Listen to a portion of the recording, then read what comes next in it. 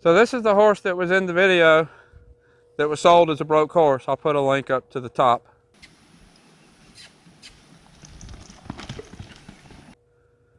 I've worked him a couple of times. As you see, he's filthy.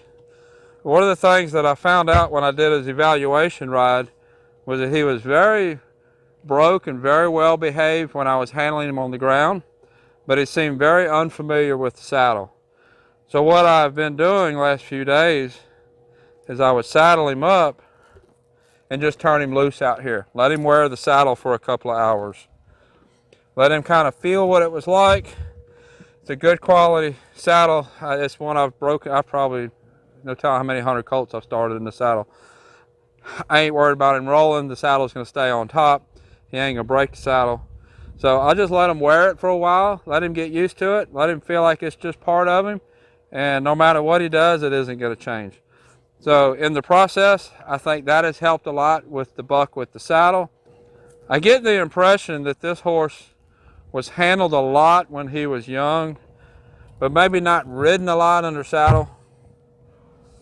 So I'm gonna get on him. I'm gonna ask a little bit more of him now,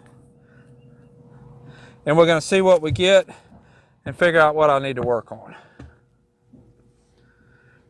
If you remember, he did buck in that initial video. Not a lot, but a little bit. I'm gonna make sure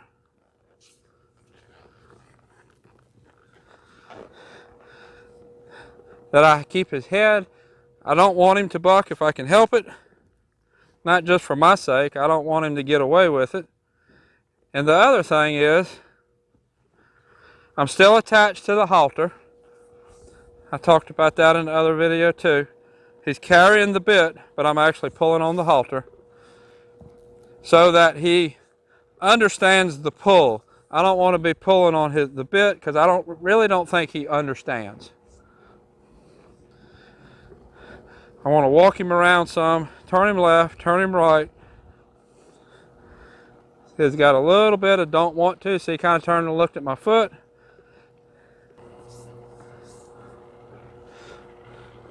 He needs to follow his nose better. And he needs to have a little bit better respect for me. If you remember, he saddled up really good. When I was brushing him in the wash rack, he acted like he has been handled a bunch. But none of that transferred when I put the saddle on his back. So what I need to do is I need to let him know that he still needs to respect my space and do what I'm asking him to do when I'm on his back. Try to get some of what he gave me on the ground, the good behavior, to transfer on the saddle and let him know what I expect from the saddle. There's some groundwork that'll help some of this, but a lot of it, groundwork, is not going to help.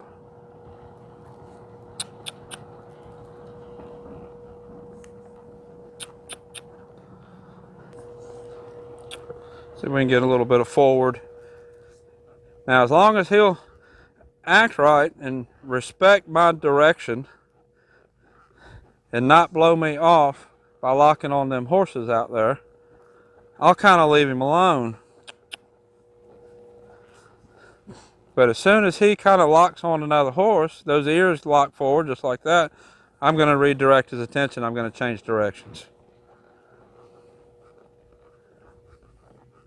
Don't really care where we go. I want him to walk.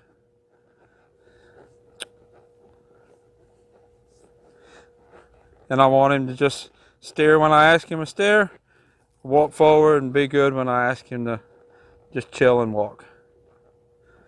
That left ear just came back on me. I like that. We're walking towards some horses over there. We're going to turn and walk this direction.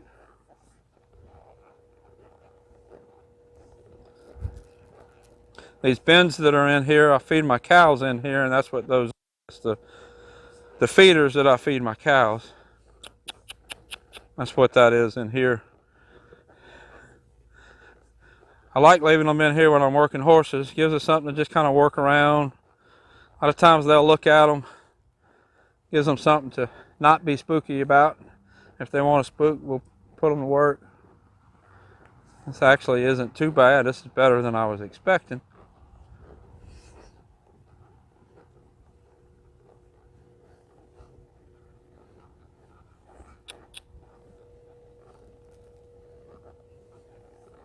Steer, release.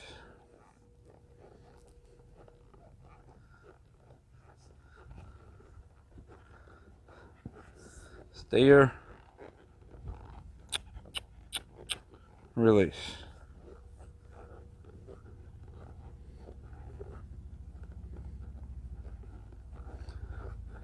I had mentioned in the evaluation video that I thought he might have a retained testicle. There were some things that he was doing that made me think that.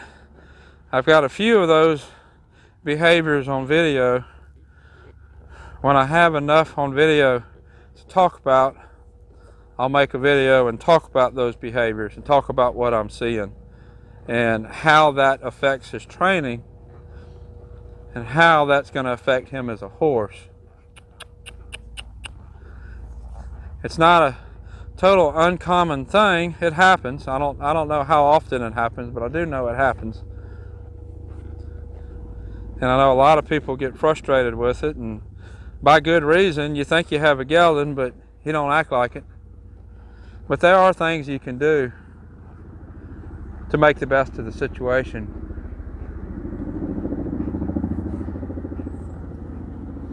It's not too bad. I really want a little freer walk.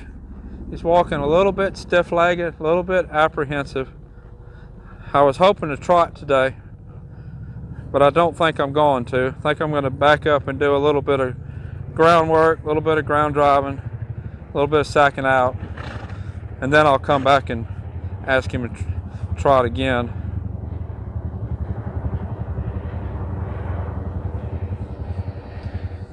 One of the things that I have noticed is saddling them horses up and just turning them loose. You can't leave them. You have to keep an eye on them. You got to have the right type of saddle, the right situation. Does a lot for their brain, and I think it's helped this horse's brain a lot, but we still have a ways to go. This isn't too bad. He is definitely a pretty green horse.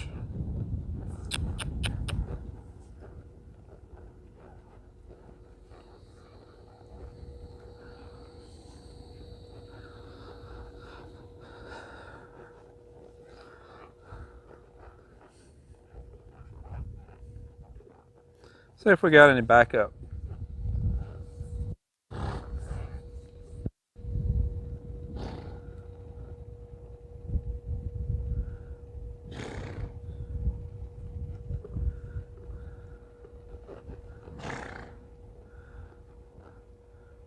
Just kind of setting my hands.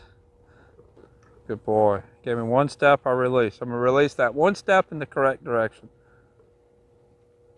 Good boy. Good boy. It's really important when you're teaching a horse to back up that you release at the right time. If you release too early, he's not going to connect the release to the walk. But if you release too late, then he's going to think that the maneuver that he did, the action that he did, was not the correct action for the pressure that you were asking for. That wasn't too bad.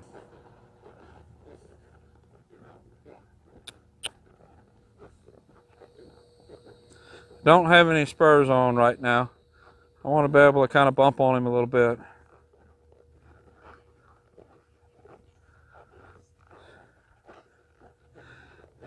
What I'm going to do at this point, like I said a minute ago, I was trying to develop a little bit better walk.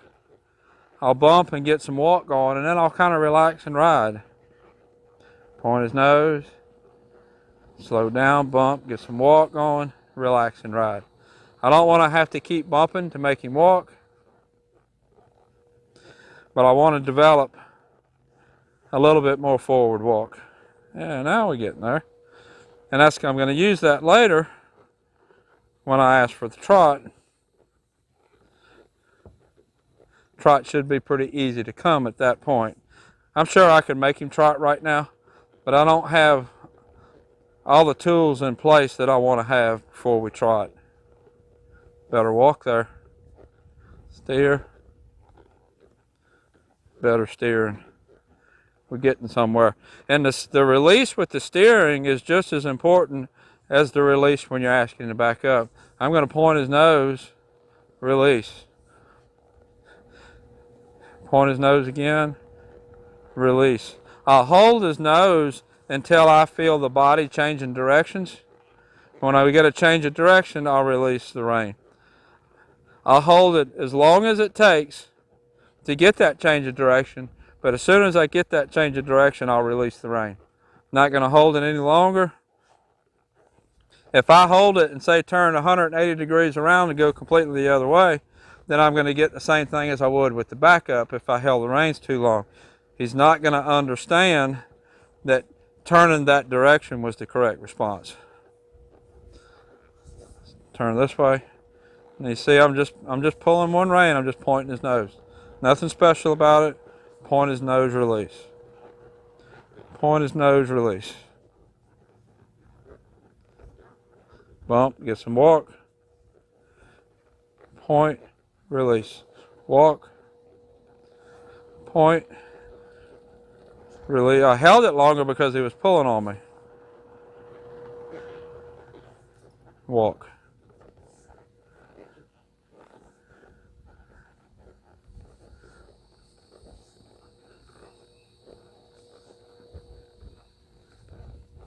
That was just little points there. He was wanting to go to those horses. I would have turned him as much as I had to get his mind off of the horses, but all it took was just a little touch. So I just did a little touch, release, little touch, release, and that was enough to get his mind away from those horses. Let's do that again.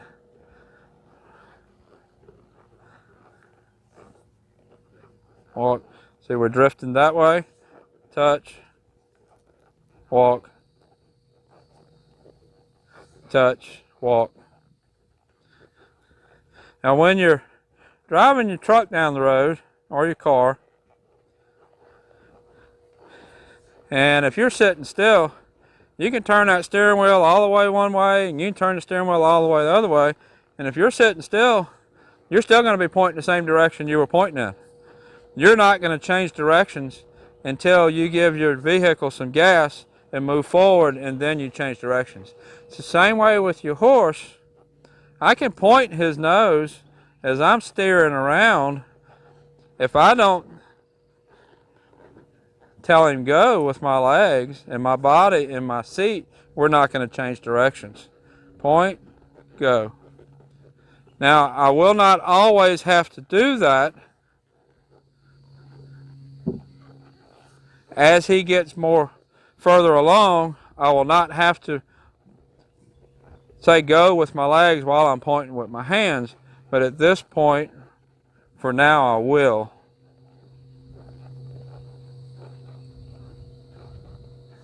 Ask for a stop. Whoa. Good boy. So if you haven't seen the first video I did of him, I'll put a link up here so you can see that one.